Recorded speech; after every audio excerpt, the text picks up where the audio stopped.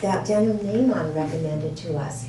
That one of his favorites, Jason Mraz is the guy's name, writes his own music, of course, like Daniel does, and he's actually one of Daniel's favorite artists, so I think it's worth some time.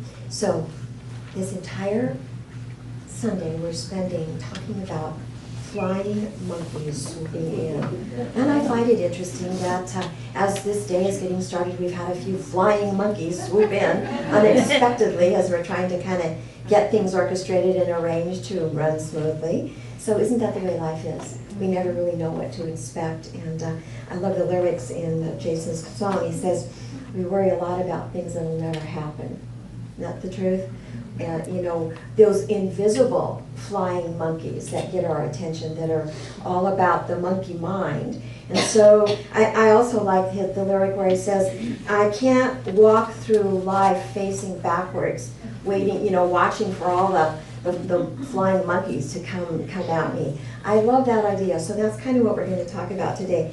Because in this idea that Jean Houston presents to us in The Wizard of Oz, which is a metaphorical journey through the traditional movie of The Wizard of Oz. In this work, she talks about the idea that every single one of us has the power and the capacity, and that's the big one, and the capacity to do good, beautiful, wonderful, awesome, fabulous, fantastic, divine, radiant things in life, to have an awesome human experience as we're moving through this journey. And so this is part of our journey, metaphorically, is to be able to face the flying monkeys that come swooping in unexpectedly, that we have to sort of address, manage, figure it out without collapsing, falling apart, you know, going into a cave or whatever. Because when in her work, Jean Houston uses the image of the flying monkeys swooping in as this metaphorical representation of the stuff in life, whatever that stuff is, that keeps us from moving forward. Whatever that is. Might be our bodies, it might be our finances, it might be relationships, it could be any number of things. Most of all, it's about the way we perceive things and our thoughts that hold us back. Really, the flying monkeys have more to do with the way we react and respond. Hopefully we're responding more often than reacting to life circumstances. But sometimes when we're not skillful, we let these flying monkeys hold us back from moving forward on our soul's journey. And we forget the truth of who we are, which is this incredible radiance, this incredible capable being that has the capacity to move through whatever it is. I like her terminology. She says, when we're dealing with the flying monkeys, we feel like we're being attacked at every turn. Every time we turn around, something new is right there, hitting us in the face. I see people nodding because I know we've got, hey, don't we have complex journeys? Every one of us, either currently or recently or soon, will be embracing something complex where we have an opportunity to sort of check in with these flying monkeys that are sort of right there in our face, whatever's going on. And I love her invitation, Jean Houston's invitation. We get to learn what this hero's journey is all about through our experiences. Not by thinking about it, not by reading about it, not by, some other means. We get to learn what our hero's journey is all about through our direct experience. Greg Braden says, we're not here to learn the hard lessons in life. I prefer his terminology. We are here to take whatever shows up for us as an opportunity for us to demonstrate our spiritual mastery. That's a lot different than looking at the hard lessons in life, right? So demonstrate our spiritual mastery through these opportunities that sometimes shows up like a hole in the sidewalk that we're ready to fall into. This sometimes shows up like this mean old monkey here. You've got your own version of the flying monkeys going on in your own life, right? Yours may not look like this. This is what they look like in The Wizard of Oz. But every time something like this shows up, It's an opportunity for us to grow, and more importantly, it's an opportunity for us to learn and remember the truth of who we really are. And I just love this idea. So often, I'm going to talk about this in a minute, so often the people that we think are our enemies or are our worst, the worst possible experience, whatever that looks like for us, actually, Gene Houston tells us these are actually our greatest allies.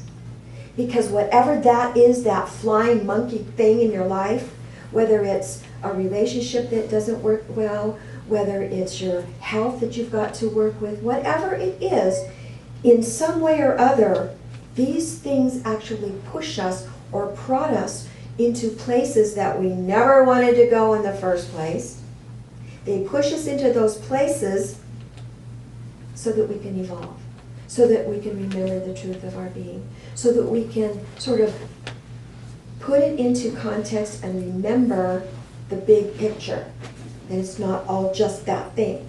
And sometimes people are in our lives in a very difficult way. They get very difficult soul assignments.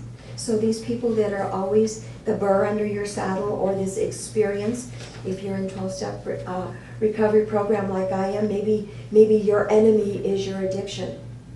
This burr under the saddle that's there as a reminder. It's a soul assignment that we've got with these things, you see, to help us grow in the direction of our greatest hero's journey. So if you've got an issue or a person or an experience or something going on in your life that's really got your attention, and it sort of looks like this blue monkey behind me, if you've got that going on, have an opportunity to take a look at it as this holy encounter, this soul assignment that is moving you in a forward movement, a forward direction on your soul journey.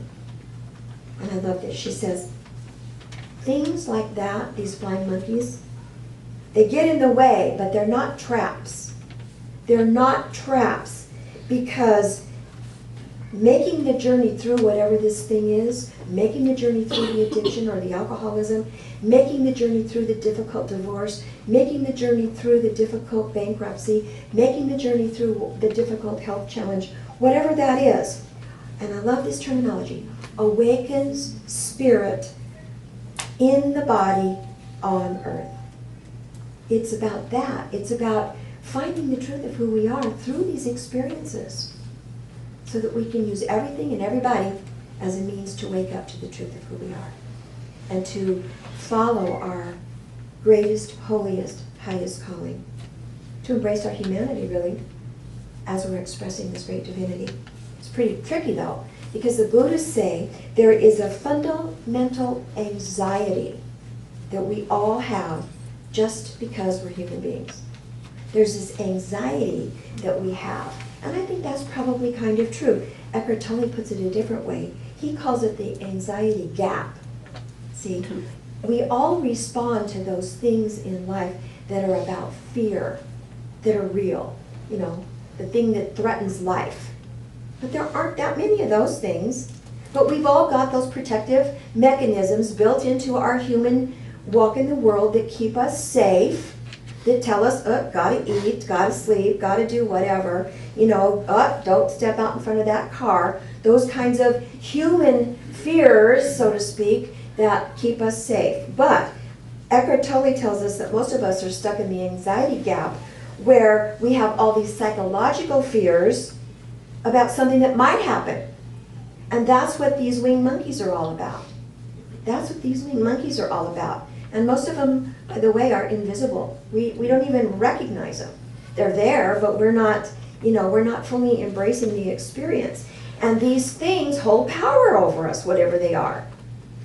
Not lovable, not capable, not smart. Whatever these things are, they hold power over us. And so working with these things, the most important thing we have to be able to do is to confront whatever it is that we perceive as holding us back. Whatever we believe holds power over us. So of course, because I'm from a 12-step tradition, it's easy for me to talk about confronting that which has power over us and realizing the truth, see? And then imagining that we're actually going to make it through that, whatever that thing is. Imagine we're going to make it through the bankruptcy. Imagine that we're going to make it through the health challenge. Imagine that we're going to make it through this difficult divorce. Imagine that we're going to make it through this, I need a job, this employment problem, whatever. Imagine that we're going to actually make it through, not only make it through, but we're going to be courageous in the process. That's what working with these flying monkeys is all about. Imagining that we can actually meet the challenge, move through it, and learn from it in a way that helps us be more skillful, more refined, and more aware of the truth of our own divinity. To raise us up, refine us to our highest potential. I know in my own life, if I think back, and I started kind of thinking about this as I was working with this talk, it's astonishing to me, and I'm inviting you to do this right now while we're in service, but also as you leave this place today. Think how many things you've actually been able to embrace, to accomplish, to move through that you thought were impossible. Think about it. How many things have you actually experienced in your time on the planet as a human being, made it through, that you didn't think you could ever do? You thought it was impossible. I think most of us could make quite a list. For some of us who've been around for a while, can make a longer list than others. Yeah. And this is the deal. Once we actually make it through one of those experiences, once we actually champion our way through our hero's journey with whatever that thing is, addiction. For me, I'll be celebrating 27 years of sobriety this year. When we make it through these things, and you've got your own triumphs in life, and let me tell you, as long as we're in that topic, it's one day at a time, folks. Tomorrow could be a different story. I am very aware of that. So we make it through these things. I'm a humble alcoholic. So we make it through these things, and I want to tell you something. Once we make it through whatever this thing is, the grief, if we've lost someone that we love deeply, and we've been through a period of grief, when we've been through disillusionment, betrayal, abandonment, whatever that stuff looks like, once we make it through, guess what? It changes us. It changes us at a fundamental core level, and we're never the same again, because we've taken one more step on our hero's journey toward the truth of our being. It changes us. It's like a door opens, we step through, and we don't ever go back through that door again. I think it's fascinating that we've got that capacity. And you know what? When we can do that, it shifts our perception of the power that those flying monkeys have over us, whatever those things are. It begins to shift our perception. You're not such a big deal in my life. I can face you. I can confront you. I can move through you. It shifts not only our own way of being in the world, but it shifts the way we see these challenges. Okay, so David, go to the next scene. Because the first guy is the guy in the traditional, the first monkey is the monkey in the traditional Wizard of Oz movie. Has anybody seen the new Oz movie yet? Are you freezing? Where's Stacy? Well, there's a flying monkey in here. Stacy, we got a lot of cold people. We got a lot of cold people. Thank you, Stacy. Thank you. So I put this image up here because once we go through that experience, we face it, and we have a changed perception of who we are and who the monkey is in the process. Has anybody seen the new Oz movie? My granddaughter came home from the Oz movie last night and was telling me all about it, and I asked her about the characters and stuff. Well, this is one of the flying monkeys in the new Oz movie. Look at how different he is.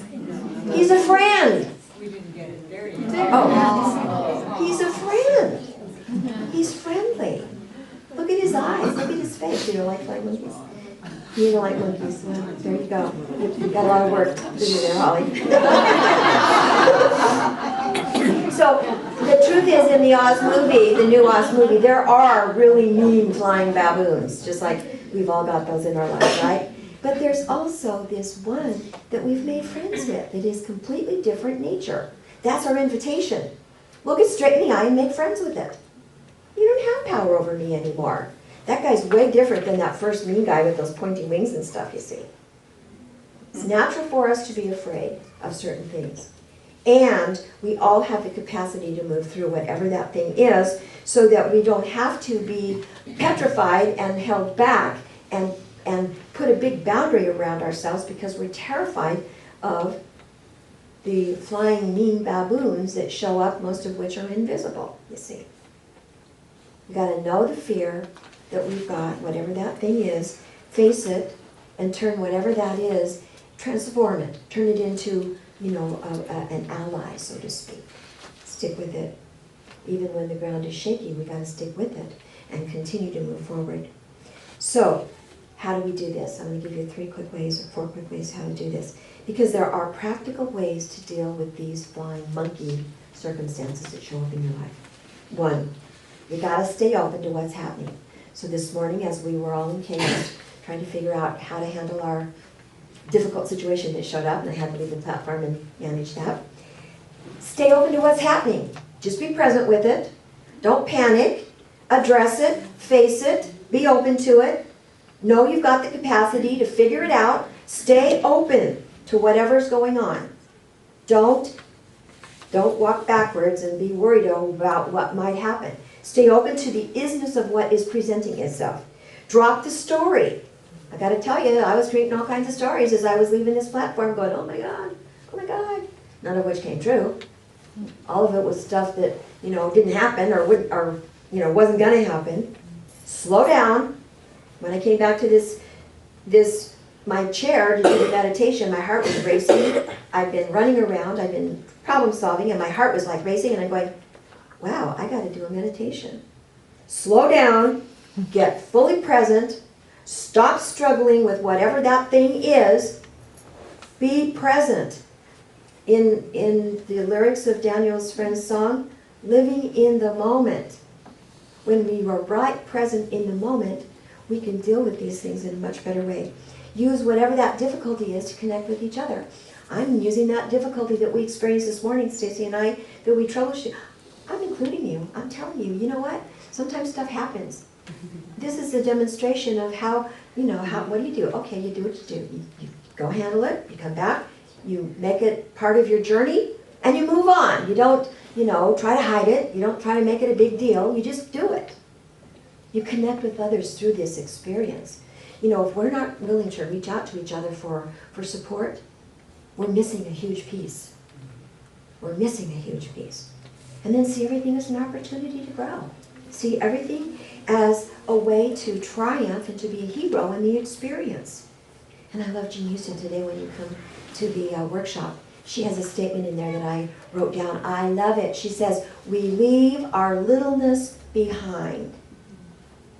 When we take a step on our hero's journey toward the triumph of our divinity within our human walk, we leave our littleness behind. So the invitation is, don't walk backwards through life. Face everything. Face everything. And don't be afraid to make whatever you think is your enemy your friend.